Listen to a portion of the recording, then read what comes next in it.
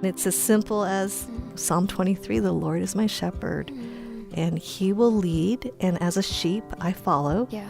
And when he says, go, I need to go. And Yeah. if he says, stay, I need to stay and not run ahead of him. And if he says to wait, to wait. Yeah. And those times can be really challenging. It's not as simple as just what I just described when we have to live it out.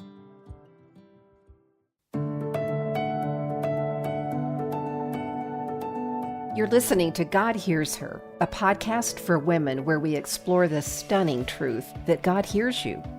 Join our community of encouraging one another and learning to lean on God through scripture, story, and conversation at godhearsher.org.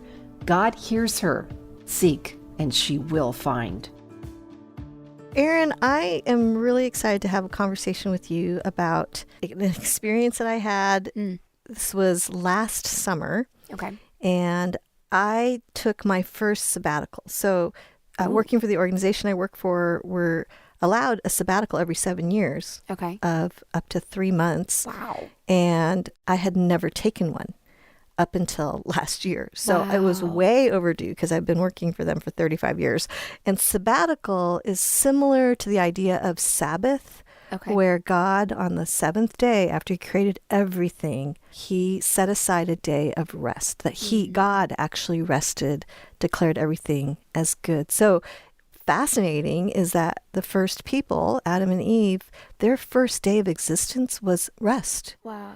And then from rest, God had given them the cultural mandate to take care of the animals and to work the ground and harvest the soil. Yeah. God had just built this into the system. And so this rhythm of rest is one that God commands his people, so every 7 days. So I had been taking, for a good number of years now, I've tried to protect a 24-hour Sabbath. Yeah. So for me, it's been like Saturday. I was about to ask, what is a Sabbath? Sabbath, look like to you? So it's a time to rest, to worship, and to enjoy. So sundown Saturday, I usually take off my watch, I put my phone away, and I just leave those until Sunday night at sundown. And then I put my watch and my phone, pick up my phone again. But I don't even take my phone to church on Sundays. And it's actually been really free. My husband does, so the kids know to text him. Yeah, I love that. Yeah, because somebody has to have a phone. Somebody has to have a phone, but it really has been a wonderful rhythm that I've gotten into. So going into sabbatical was going to be an extended time. Okay. Where of what you've experienced with the Sabbath. I set it up so I didn't get emails. Wow. I took all social media off my phone and closed all that stuff down.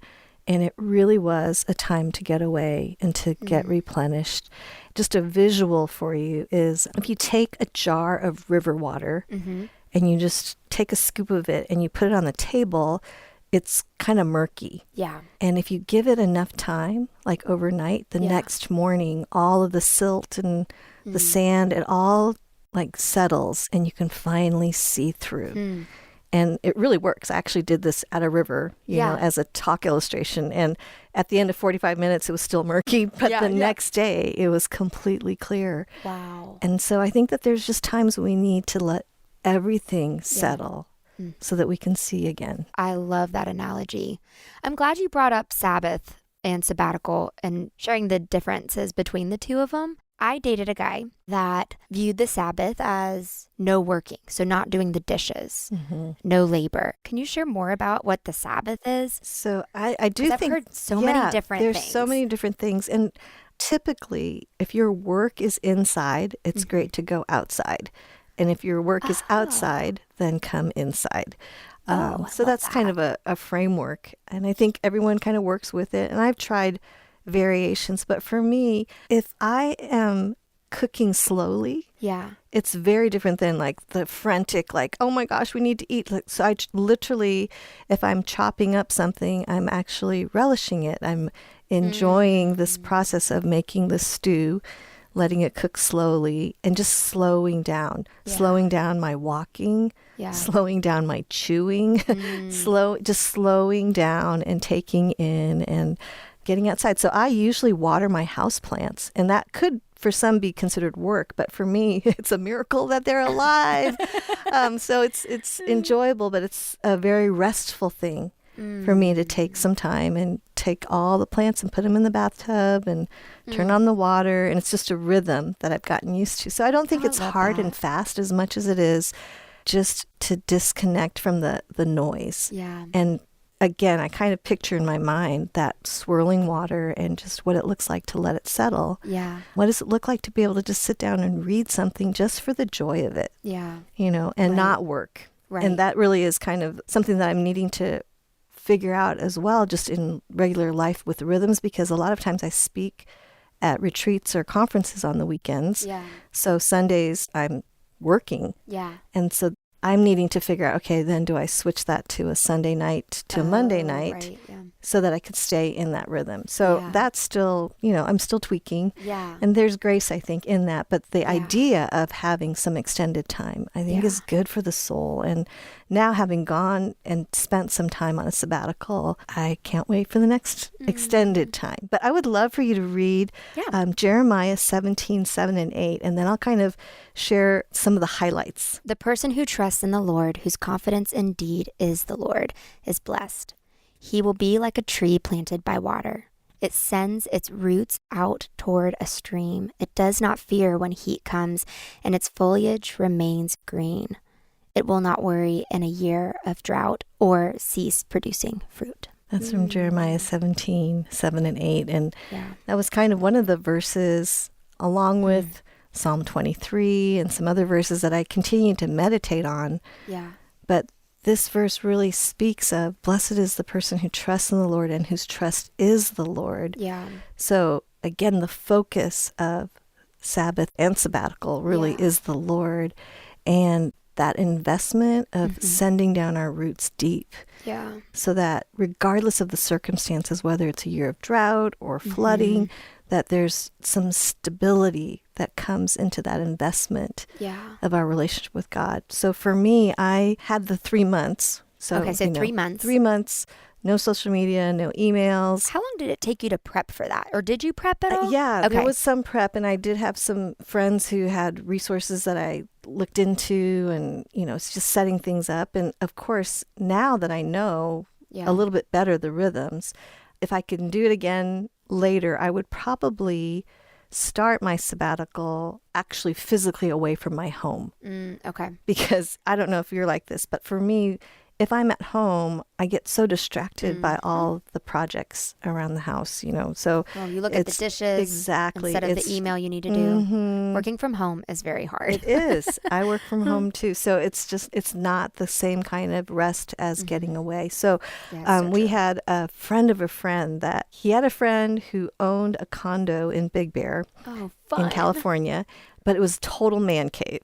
So it was like, the upside was it was free. Yeah. The downside was it was a single guy who, you got there's a pinball machine in the middle. It just was not the beautiful Airbnb. Deer hanging on the wall, That's kind of, so I literally took a sheet out from like the linen closet to put over the chair, and I had to like rearrange so there's a reading lamp by the chair next to the pinball machine. So it wasn't like made it a little feminine for you. Yeah. I did some stuff, but I went up there by myself. Oh, wow. And I had not spent a week alone. So I went up there and I went to the grocery store. So I bought the food that I needed for the week, got to the condo, set things up. Yeah. And then literally I turned my phone off, and I just said, I told my husband, I will text you every night before I go to bed to let you know I did not get mauled by bears.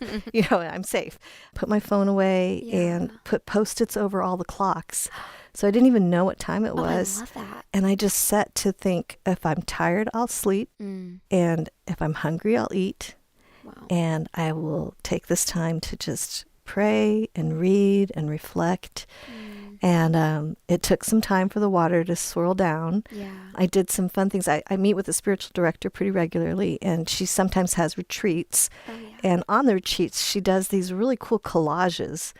And so I also bought a glue stick and some magazines, and I did some collages, and I ended up doing a past, present, future collage. And it's like these words and pictures. And it was a really It's all these things. And the way that I actually started the sabbatical, which is something I want to encourage our listeners, Yeah. even just when you meet with God, the way my spiritual director has us settle when we first start our little retreats is she has us list out all of the worries and concerns and cares that we have.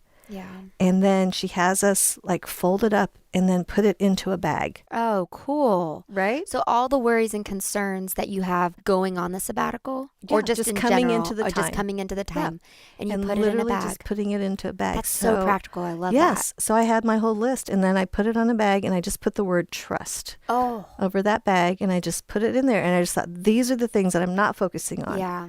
during this time because they're in the bag. Yeah. And that really helped kind of clear the time out for me to just be able to think on other things. And so I took some hikes. I, just did some exploring, went and looked at the stars at night, and it was really amazing. And I reflected on my relationship with God. And this is the part, Eryn, that I couldn't have planned. This was in August, and I realized that sitting there in this little condo in Big Bear next to the pinball machine.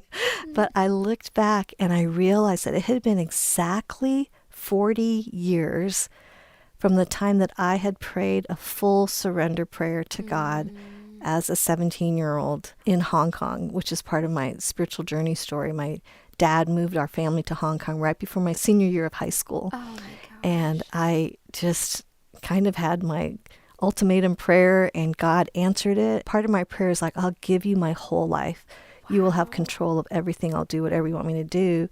And I had no idea that 40 years later, I would be sitting there and looking back over 4 decades.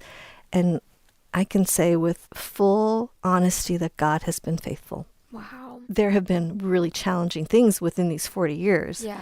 But since that point of surrender and where I've needed to kind of re-up that decision, but I really can say that our truest freedom comes through surrender and trusting. And so that was kind of the theme that came out of was trust, which is trust. what that scripture says. I think walking into something where, I know there's preparation, but walking into knowing there's going to be solitude and silence and reflection. Was there something that was exposed to you in that time that was convicting and like kindly convicting, where the Lord just kind of wanted to share some things that you weren't able to see in the daily, that you were able to see being placed in silence and solitude? I think I was confronted with my lack of trust. So on one hand, it was so simple, like trust, of course. But really, it was deep in my soul, like the invitation, Viv, will you trust me? Yeah. Will you trust me with the things that are in the bag? Yeah. And they're very real things. Will you trust me? Yeah. And let me show you how I have been trustworthy. I have been faithful. And those kind of reminders. And I think about throughout the scriptures, God is always calling us to remember. The Israelites kept forgetting. Yeah. And we're called to remember, to remember, to remember. And I think that is a good reason to set aside time as well as just a time of remembrance. So in the same way, I believe it was Joshua when he was crossing the Jordan into the promised land and they pulled out these rocks of remembrance. I actually picked up a rock that looked like a bear. It was during one of my hikes, but it sure looked like a big bear. And I was just remembering my big bear time. And I took that rock and I wrote trust because it just kind of, I'm an ENFJ on the Myers-Briggs. So I'm everything. an ENFP. Okay, so the NF, right? So everything has meaning. So the rock has meaning, the word has meaning, but everything has meaning. was A cardinal flies by during my quiet time and I'm Googling. Butterfly. Yep, I totally get you. So, so there was definitely the sense of that, but that was what I was confronted with again, was like, will you trust me? And these are the things, as I did like a past and a present and a future. It was like, will you trust me with the future? And I think it's so easy for us to run ahead and to have our minds run ahead, experience anxiety because we don't know. And God just keeps inviting us into this place of, will you trust me? And it's as simple as Psalm 23, the Lord is my shepherd and he will lead. And as a sheep, I follow. And when he says, go, I need to go. And if he says stay, I need to stay and not run ahead of him. And if he says to wait, to wait. And those times can be really challenging. It's not as simple as just what I just described when we have to live it out. Well, and how do you wrestle with that? I struggle with reflecting back on who I know him to be in my circumstances, how I've seen him show up, how I've seen him take what was so painful and make something really beautiful out of it when I didn't think it'd go that way. And then other times where he's answered prayers and done miracles that I'm shocked by. And yet I still do struggle with the trust. I don't know if it's like there's a fear or anxiety that I don't know which one I'm going to get. Sometimes I'm like, I don't know which. Am I going to be prepared to see him turn beauty out of pain and this will be a longer road?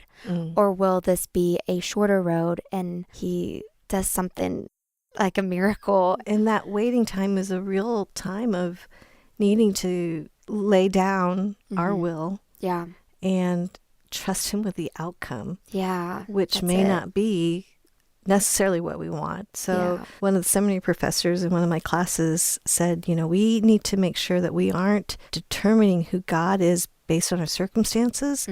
We need to determine who God is based on his word and our circumstances in light of who he is. But a lot of times when our circumstances are not going the way we thought they should, we decide that God is silent or he doesn't love us or he's no longer good.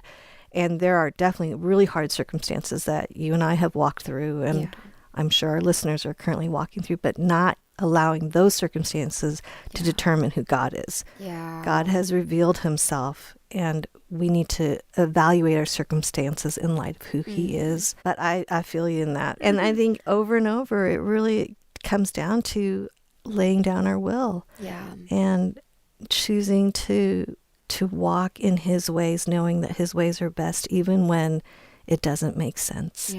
And that's where, even going back to the verse, it's like we have to send those roots deep because there will be seasons of drought and there will be seasons where there's plenty. And that even sometimes when life is going great, that can be a dangerous time because we stop trusting because everything we don't need we're trust. Self-sufficient. Yes, exactly. And sometimes it's in the hardest times that we're actually feeling closest to the Lord. And so in any and every season, I think those are the points and times to trust and reflect. And I think that that's what Sabbath does on a more regular basis, and then to have a sabbatical time to actually do some of that reflecting, to listen, to take time to listen. I think it's so noisy out there. And I'm uncomfortable. I realize how uncomfortable I am in silence. And it's sometimes deafening, you know, and I think people in a previous generation didn't have all the noise, but I had to evaluate, like, why is it that I have to always have a podcast playing or my Spotify playlist or whatever it is, just to fill the space instead of really like allowing the silence and the solitude to learn to sit in that and be comfortable in that too, and invite that and be invited into that space. What did that look like? Like, were you squirmy, or were you like trying to play music all the time? Or like, what did that look like for you in the silence? I'm just kind of, let us be a fly on the wall in this little bare cabin. In the man cave. In the man cave. As the days went on, it was easier. Okay. But initially it was kind of like, oh, I need to, set up camp, and I'm going to, put a sheet over the ugly chair or whatever. Right. But once I settled, and then I realized, it's actually internally that I'm not settled. It's not even externally. And so that's really some of the harder work came in. But once I moved through that, and it was like, oh, you're going to be okay. Like, I can do this. I can do this. And then it was just really sweet. What advice would you give to the woman, me, that this whole podcast is giving me advice? The woman that is just overwhelmed and busy with running errands, getting groceries, having the kiddos pull her here and there, and you're making slime, and then this teenager wants to go to the movies, and then the dishes are piling up, and you've got to wash their clothes, and you got to do a load of towels, and everything is just everywhere. Everything is everywhere. Boy, that is relatable, and that is a season. And I would say that there is grace for that season. Those things that you're putting your hands to, they're important and they matter. Little people need food. Big people need food, and food is a thing, and the different activities and the investment. So there's grace for that. It's not meant to be a shaming kind of thing at all. And I would just say it might be good to just pray and ask God to show you where the pockets are when there is silence. I'm thinking of the woman that just has so much noise, but I really do believe that there are going to be places and spaces of silence, and it may not be a full 24 hours, but it is possible to kind of get those moments. And instead of picking up my phone, I can actually choose to just sit and take deep breaths and just be present and not even have to say the words and pray, but just recognize that God is here, that he loves me, and I'm going to be okay, and it's going to be okay. So I would taking those moments. Yeah, that's so good, Vivian.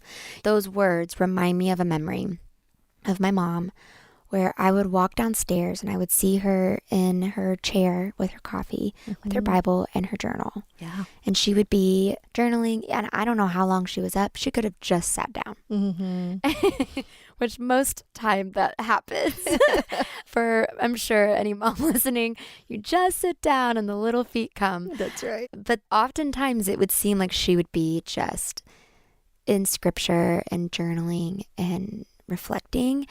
And that's something that it just sticks out in my mind. And I try to do that when we have our daughters. I try to wake up early. It's hard sometimes because I'm tired and I want to sleep in and I want that extra sleep. But then I love the feeling of quiet time with God more than sleep. Yeah. Which that makes me sound super holy, and I'm not trying to be. It's just, I genuinely love that time that I will get 6 hours of sleep to have it. Yeah. It's just a spiritual discipline of mine now that I now enjoy, when for a while it felt painful and then it became enjoyment. But our youngest came down the stairs and she's 8, and I want a squeezy and I want I want this and I want that, and I said to her, all right, sweetie, I give her breakfast or whatever. I said, listen, I'm going to be outside. I'm going to be out there for 30 minutes. And I'm going to be in quiet time right now. And she now knows I have quiet time. I love and that. I think that, to your point of choosing whatever moment you can, however your situation is, I also believe you are setting an example for your family and your kids and your husband and for yourself of what's priority and important. Yeah.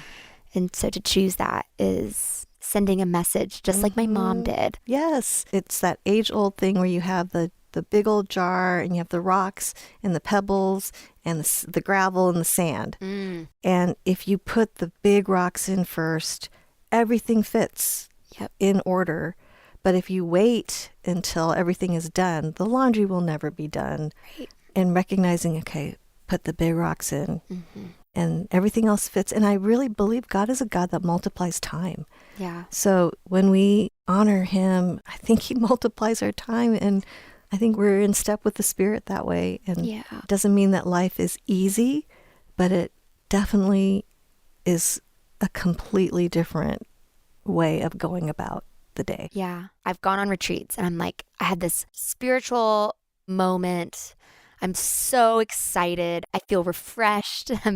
Can't wait to get home. I can't wait to tell my husband. And then I'm also expecting him to meet me at the same enthusiasm in his spiritual walk. Right. Even though he didn't have a sabbatical or a retreat. Right. And so then there's that wrestling when you come home and not everybody else encountered it. Right. Did you experience that? I did. Okay. I think my husband and I had a fight that first week. Yeah, and, that's normal. It happens. Sometimes that reentry can be a little bit tricky. Yeah. I'm trying to learn to not go all bad when things like that happen. It doesn't mean that the situation was all bad if we have conflict. Right. I need to learn to hold both, and there's a Daniel Tiger, a song that he sings where you can have more feelings, 2 or more feelings at the same time, and it's okay. And so I need to like channel that Daniel Tiger, because I can tend to go all bad and think that, oh, it was just all a waste because I life shouldn't have is so done it. right.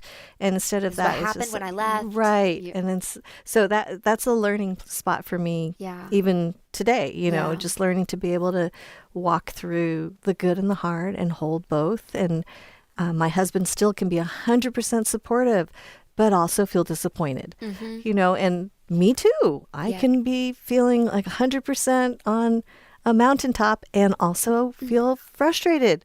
And that's okay. That's okay. Daniel Tiger, that's okay. I love that.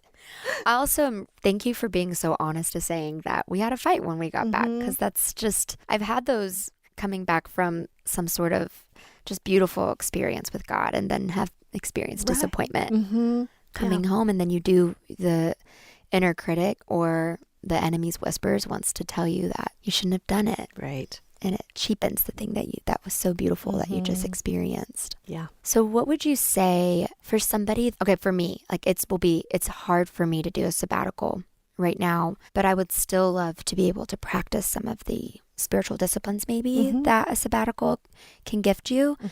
Or what do you say to the person that's busy like me, where it's like blended family, both working parents, trying to get the kids places, and then in the in-between, trying to have quality time with your husband, and you have small group, and then you have church, and then like all of that. So what advice do you have for somebody that still longs to be disrupted in the ways of how they have a relationship with God, and how can they incorporate some of those things now? Yeah. Well, I think every person's circumstance will be different. And I think about the amount of hours that I waste on social media. Yeah. It's one thing to stay connected with people. It's another thing to numb out and just keep on doom scrolling. And in that way, in my own life, if I do an inventory of my time, I actually have more time than I think. Wow. And in that way, I would say to you and to listeners that we actually may have more time than we think. It's being intentional about protecting that time. For me, one of the biggest hindrances for me to have that settled, clear vision, the jar to settle, is my phone. Because it's such an easy thing to pick it up and check my email, or, check on text messages and respond to this thing. And that's a new disruption that we are needing to learn to navigate. So what does it look like for me to actually turn my phone off? Right. Completely off. Like, do I even do that? Like learning to do that on a somewhat regular basis, to actually go and have a quiet time without my phone. Yeah. Because I keep thinking, well, maybe I want to listen to this worship song too. Right. Like maybe I want to be able to like Google something if I can't find something or whatever. And honestly, we'll be fine. Leave the phone in another room or turned off. It's like making little choices like that, I think really does expose what's really going on, because it's like, for me, it's exposing like, okay, I am a little bit too dependent on this device right now. And I need to really kind of do a little inventory on my time there. Yeah. I do think there is something significant about the weekly rhythm of Sabbath, that there's some really beautiful benefits that come with that. I will say, if I take a break, if I do one day, that's going to create more work for me than maintaining the machine. Right. The emails, text messages, or showing up to the places that need me. But what would you say to somebody that's like, listen, if I take a break, it's going to just create more work for me? Right. Well, I would probably challenge that person. So I will challenge you, Challenge Eryn. me. Pretend. Yes. Just, I would say, try it. There's not a formula, and it's going to be different for each person. But it's the same idea as like, if you are a creative person and you create things, how much more creative you are when you're rested. Like if you are just on fumes and just caffeine nonstop, the work that you do is actually taking longer because you're so spent and depleted. So I think about a tree that's planted by streams of water that yields its fruit in its season. There's an abundance that comes from that kind of investment of rest for your body, rest for your soul, rest in being able to reconnect with people in real life and eat really good food and celebrate and understand that it's going to be okay. Yeah. And I think some of that is, for at least for me, it's a release of control. Yeah. Like to trust that God is in control. So yeah, there's more to be shared, of course, but we ran out of time. But if people want to hear more, they can go check out the Discover the Word Sabbatical series, Lessons on Sabbatical. But I'm so glad we got this time to chat. Thanks for letting me pick your brain on all the things.